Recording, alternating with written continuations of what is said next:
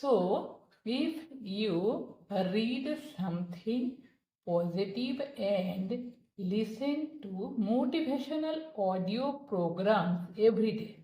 So, সুতরাং if যদি you আপনি read পড়েন something something এর অর্থ কিছু পজিটিভ ইতিবাচক and এবং listen শোনেন টু মোটিভেশনাল মানে অনুপ্রেরণামূলক অডিও প্রোগ্রাম এভরিডে প্রতিদিন।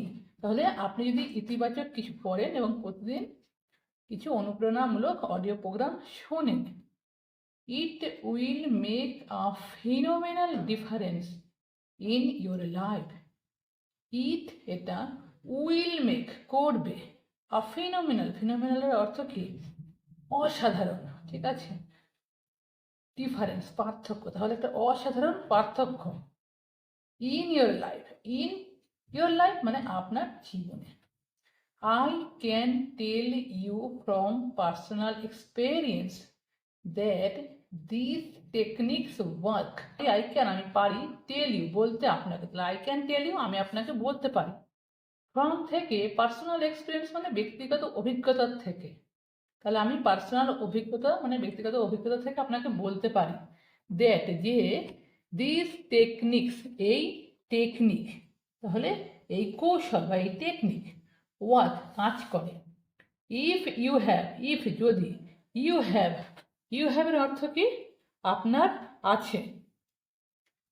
দ্য ডিসিপ্লিন মানে নিয়ম বা শৃঙ্খলা, to stick with them, to stick মানে লেগে থাকার, উইথ দেম তাদের সাথে লেগে থাকার মানে তাদের সাথে টিকে থাকার বা সেই একই কাজ করার। The lesson I have learned is this, the lesson এই পাঠ, আই হ্যাভ লার্নড আমি শিখেছি, ইজ দিস এটা হয়, change your thinking and you change your life.